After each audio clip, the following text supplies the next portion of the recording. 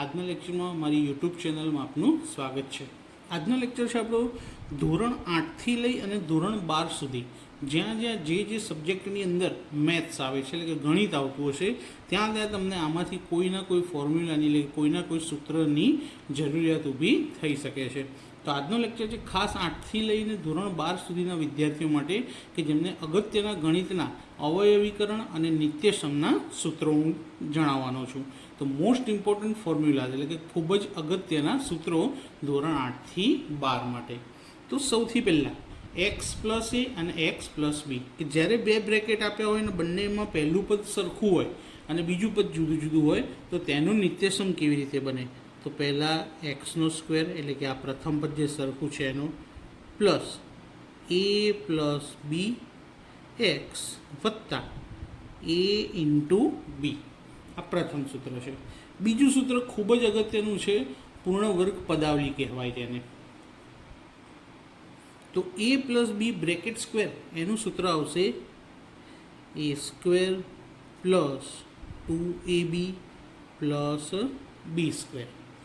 એ જ રીતે એ માઇનસ બી bracket square, ખાલી અહીંયા મધ્યમ પદ પ્લસના બદલે શું આવશે?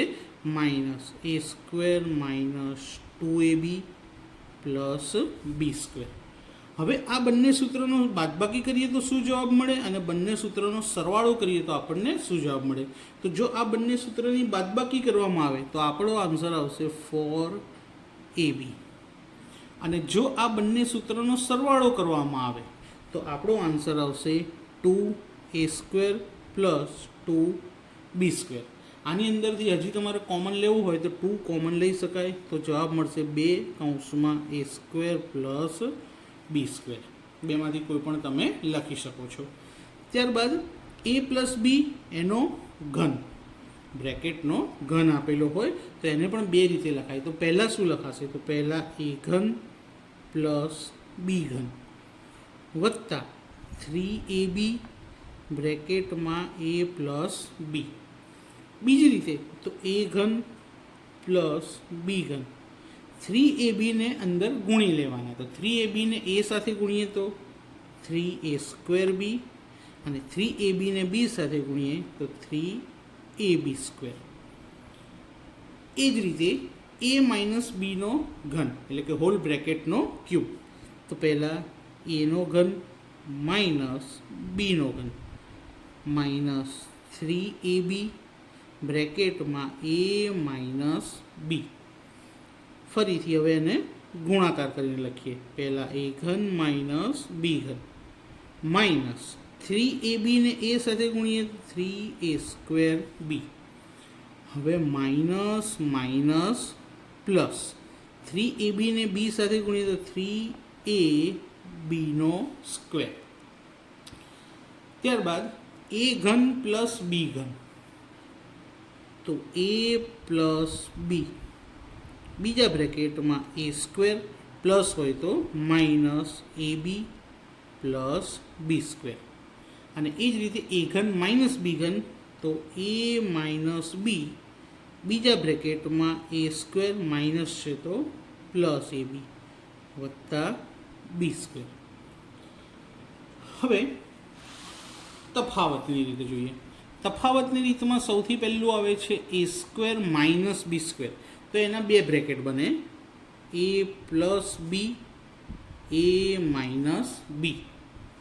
એ જ રીતે એની 4 ઘાત માઇનસ બીની 4 ઘાત, એના 3 બ્રેકેટ બનશે. પહેલું એ સ્ક્વેર પ્લસ બી સ્ક્વેર, પછી એ પ્લસ બી અને એ માઇનસ બી.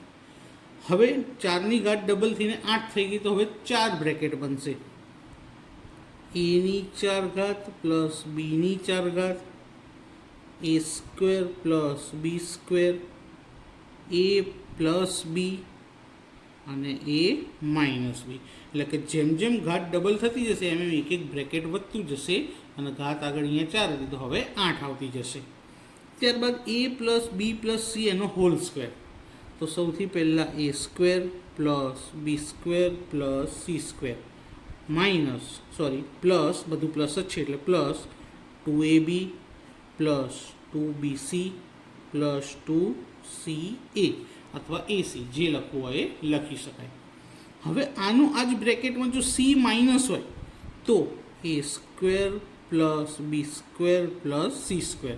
હવે આ જે છેલ્લા 3 પદ છે એમાં સી કયા કયા પદમાં છે? આ બીજું અને ત્રીજું, તે બંને માઇનસ થશે, કારણ કે બ્રેકેટમાં સી કેવો છે? Minus. 2ab minus 2bc minus 2ca. Same એ જ રીતે અહીંયા બી માઇનસ છે, તો A square plus B square plus C square. તો જ્યાં જ્યાં બી આવતો છે ત્યાં minus. Minus 2ab minus 2bc plus 2ca. અહીંયા બી નહોતો આવતો એટલે પ્લસ લખ્યા. હવે એકલો એ માઇનસ હોય અથવા તો બી અને સી માઇનસ હોય ને એ ના હોય, તો આ બંનેનું સૂત્ર સરખું જ થાય. તો A square plus B square plus C square. જ્યાં એ હશે માઇનસ ત્યાં માઇનસ, તો minus 2ab plus 2bc minus 2ca. હવે બીજું એક અગત્યનું કે એ ઘન પ્લસ બી ઘન પ્લસ સી ઘન માઇનસ 3abc હોય તો એનો નિત્યસમ શું થશે? તો સૌ પ્રથમ a plus B plus C. ત્યારબાદ બીજા બ્રેકેટની અંદર A square plus B square plus C square minus ab minus BC minus C. હવે આ જે નિત્યસમ લખ્યો એમાં જો એબીસીની જગ્યાએ 0 આવતા હોય કે ઇફ એટલે કે તો જો a plus B plus C is equal 0 then એટલે કે પછી એ ઘન વત્તા બી ઘન વત્તા સી ઘન શું થશે?